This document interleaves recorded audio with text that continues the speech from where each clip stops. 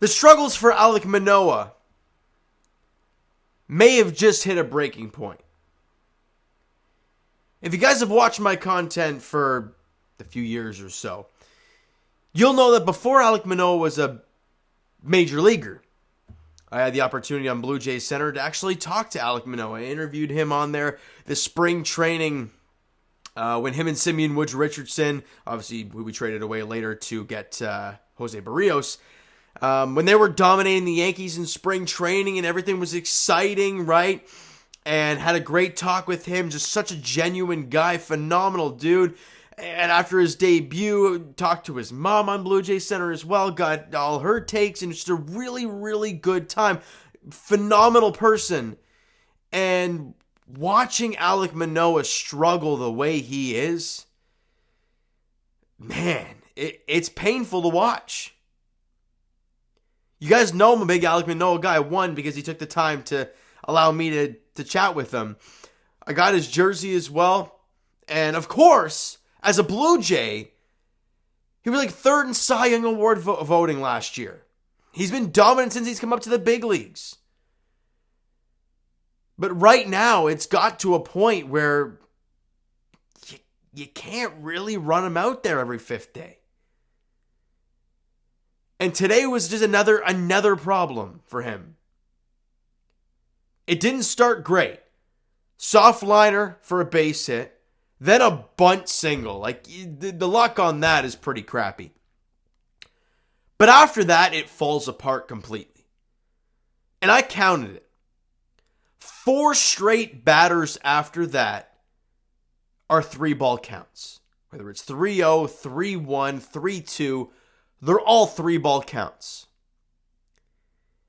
And I'm going to try and explain something to you, and I'm going to explain why he is struggling. And it's pretty evident, but it's the inability to throw strikes. And people are going to say, well, what are you talking about, right? Alek Manoah only walked 1 guy today.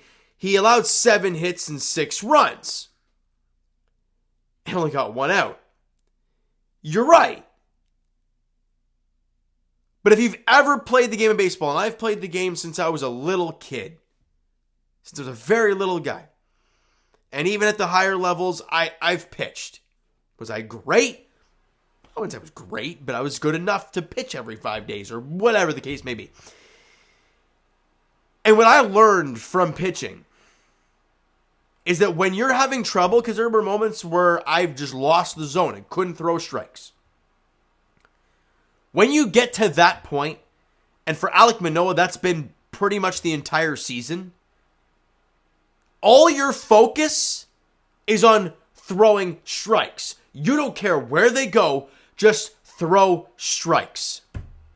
And when that is the focus, when Alek Manoah is on the hill, and he's behind 2-0, 3-0, 3-1, even 3-2, and all he's thinking about is, I gotta throw a strike. I can't walk him. I gotta throw a strike. I can't walk him. You know what you're gonna throw? Either ball 4 or a flat-out meatball. And that's the problem for Alek Manoah right now. It's the inability to throw strikes and the lack of confidence to get guys out. And it goes hand in hand. If he's out there going pounding the strike zone, sky's the limit. Because his confidence will rise and he won't be thinking about just throwing strikes. He'll be thinking about throwing quality strikes, executing, how to get a guy out instead of just throwing strikes. And it's gotten to a point, and I don't want to say sending him down, but because there's no better option, but dude went in the third of an inning. He got 1 out today. 7 hits, 6 runs, all were earned.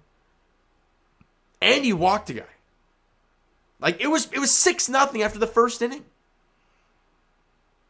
Sure, the bullpen didn't help to keep it close, blah, blah, blah, but when you give up 6 in the first inning, you can't blame anybody else. And Drew Hutchison opted out of his minor league deal, so he's gone. You got Casey Lawrence down there. Is Trent Thornton still a thing? I don't know. Like, what do you do now? Because watching Alek Manoah out there today was not only tough to watch, but it was painful. And not just from the baseball side of things. Watching his body language on the mound, watching him try and stay mentally locked in. It was tough. Top of the first inning, we'll get through this real quick.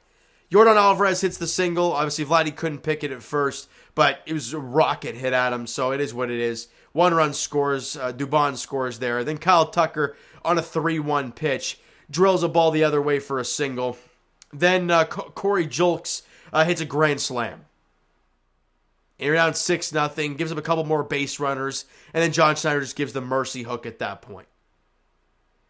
Kirky hits a solo shot in the bottom of the second inning, but then at the top of the fourth, off of Trevor Richards, Yordan Alvarez, and Kyle Tucker go deep.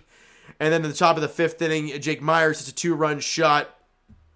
Jays get a couple runs. Bo Bichette hits an RBI single. Kiermaier scores in the bottom of the fifth. Bottom 7, Vladdy hits an RBI double. Kiermaier scores.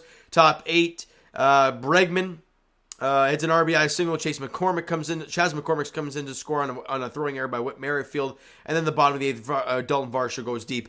That's a scoring plays. But I can't look at any of these offensive numbers and dwell on them because every single one of them was done in a meaningless situation. Because you were down 6-0 after the first. Sure, Bo had 2 hits in the ball game, was 2 for 3. You know, Vladdy went 1 for 4, had the RBI double. Hell, even Ernie Clement had a hit. Matt Chapman 1 hit. Dalton Varsho had a couple hits today. Obviously, the home run. Kevin Kiermaier 2 for 3 with a couple runs scored, and he walked once, got on base 3 of the 4 times. The Jays had 12 hits today. I mean, they only scored 4 runs. But you allowed 11. It's not good enough, right? Alek Manoah goes down to 1-7 on the season. You just can't. You just can't keep running him out there if this is the result you're going to get. I love him dearly. I love him as a Blue Jay. But right now, it's not giving your team a chance to win. A third of an inning, 7 hits, 6 runs, all were earned, walked 1, didn't get a strikeout, and allowed a home run. His ERA now is 6.36 on a whip of 1.9. It's not good. Jay Jackson did a good job keeping it somewhat close. Well, let me rephrase that. Keeping them in check. He went 2 2/3, allowed a couple hits, and had 4 strikeouts. Didn't allow any runs, so good job from him. Trevor Richards went an inning, allowed 2 hits, 2 runs, 2 solo shots, and got a couple strikeouts. Anthony Bass went an inning, allowed 3 hits and a couple runs. Jimmy Garcia threw a clean inning of work. Adam Simber, an inning and 2/3, 1 hit, 1 run. It was an earned run and had a couple strikeouts.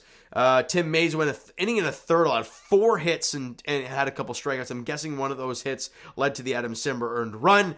And that's it for the pitching staff. I didn't want to dwell on this too much because it's a game that you have to throw away, and they just got to figure out what they're going to do with Manoah. At this point, after this start, you really got to think now. You really got to think if it's best for this Toronto Blue Jays team if he goes out there on the mound every 5 days.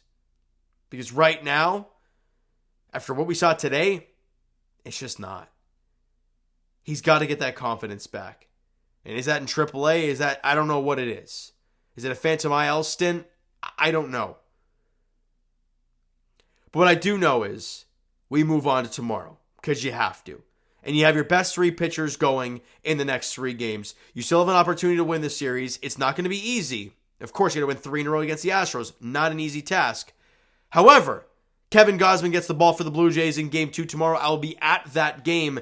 So it'll be uploaded, I wouldn't say this late, but earlier than this, but later than usual, against Hunter Brown of the Houston Astros at 7:07 at Rogers Center. Game 3 is Chris Bassett and Ronel Blanco. So that's the pitching matchup there in Game 3. And the finale is Jose Barrios versus Framber Valdez, who has been ridiculous this season for the Houston Astros. 2.17 ERA in 79 innings pitched. He has been ridiculously good for them. And that is the finale on Thursday night, 7:07 there. All right?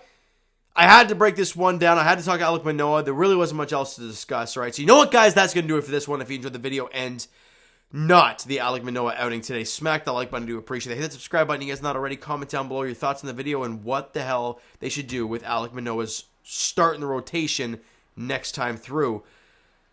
Twitter, Instagram, Discord, TikTok, all that stuff is down below, so follow up there if you guys not done so already. And I will talk to you guys tomorrow night, Game 2 of the 4-game set against the Astros at Rogers Center. Kevin Gausman, Hunter Brown is a pitching matchup there. Thank you guys so much for listening and watching. Hope you enjoyed the video and not this game whatsoever. We'll talk to you guys then.